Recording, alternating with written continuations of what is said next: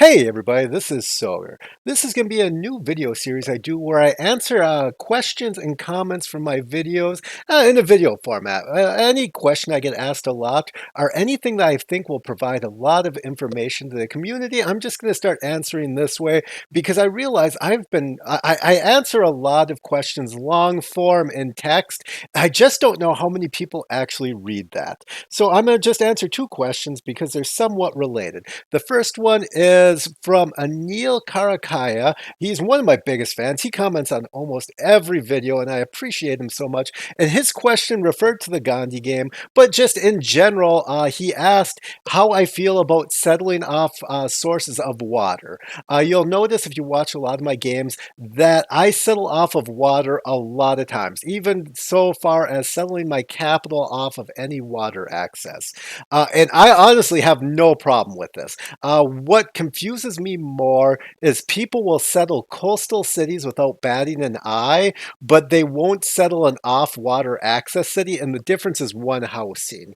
Like, granted, in the early game, that can be sort of huge, but if you look at the surrounding tiles of a city, and it's just overall a great city, if it has a strong early game district, if it has good luxuries, if it has a new strategic resource, if it has some sort of reason to be settled, heck, if it has good growth, like let's say it has a spice tile, I have absolutely no problem with it. Even in the early game, it's easy enough to get farms, it's easy enough to get granaries, and this also goes into my not wanting my cities to get much more than 7 or 10 population. Settling off of fresh water really isn't that much of a hindrance.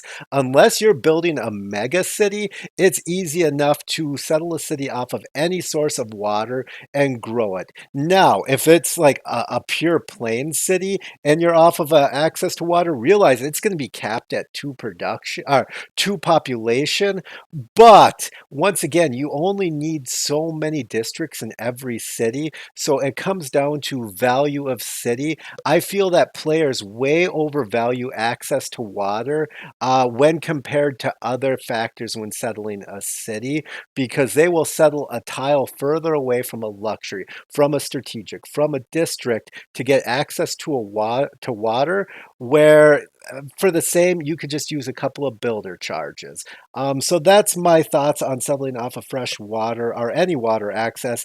Is as long as you're okay finding other ways to do it.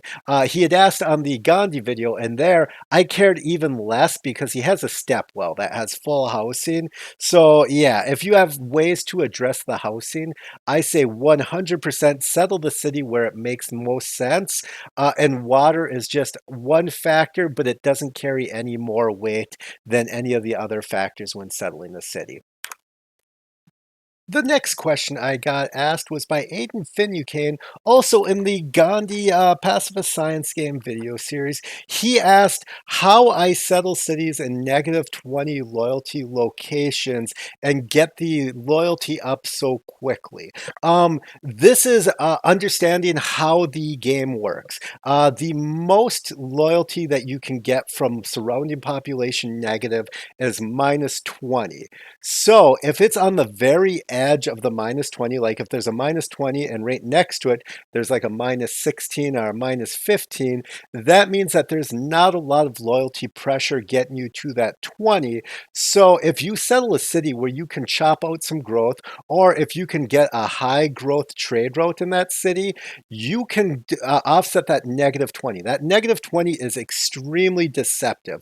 I get to a lot of players that seems insurmountable, but there's a huge difference between a -20 on a shared border where your cities are like 14 tiles away and the enemy civilization cities are like 3 tiles away, versus a city surrounded by enemy cities that's -20. It's going to be much easier to drop that -20 loyalty on a border city. Another thing is, if you look at the surrounding population, you can get -20 with the highest population in the area being 4 for a surrounding city. If you can get your city up to about the surrounding population, and now this is assuming that you are in the same age as the enemy. If they're in a golden age and you're in a normal age, this is going to be much harder. Now, adversely, if you're in a golden age and they're in a normal age, it'll be much easier, but it all comes down to just understanding that -20 isn't set in stone. So if you can settle a city and you have the Ancestral Hall, which I highly suggest, always go Ancestral Hall. It is the best first tier government plaza building, unless you're going pure domination, of course. It just pays off so well because it allows you to settle these cities and get that builder right away. And if you settle that city to have growth chops in the first ring so that you settle the city and you chop and you instantly get 2 population, that is like increasing the loyalty output that that city's putting out vastly. You'd be surprised at how easily you can offset a -20 population with just a few growth chops and a trade route. Although I will be the first to say it is a lot more of an art than a science. There isn't like a hard and fast, you can always do this in these situations. You have to start learning how to like read the map and seeing how it's going to work out. Once again, if it's like half and half, where the rival civilization's on half the city and your civilization's on the other, it's going to be really easy. If it's like 3/4 surrounded by rival situations, it's going to be harder. And if it's completely surrounded, it's going to be harder still. But in none of those situations is it completely impossible. It's just a matter of figuring out how much population and how quickly you can generate it to offset that -20 loyalty.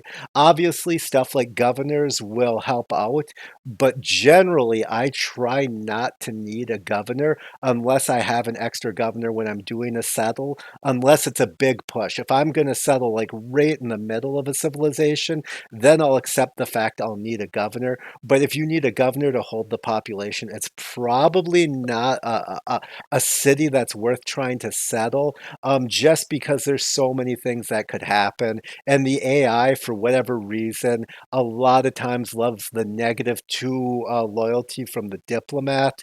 So if the city absolutely needs a governor when you're looking at it, I would say that's not the best place to settle. The final part on this is if you're going to be aggressively forward settling into like a -15 or higher loyalty situation, you want to make sure that you have the amenities to be at least content in the city that you settle.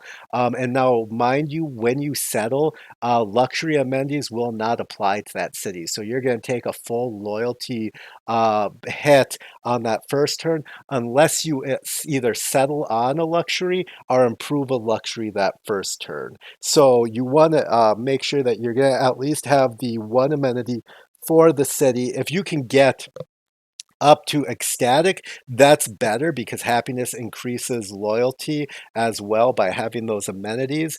But that's another thing you want to factor in. All right, so if you have any other questions that you'd like me to address in just sort of this conversational format, drop them in the comments. If you enjoyed this video, please like it and subscribe. Thank you for watching, and bye.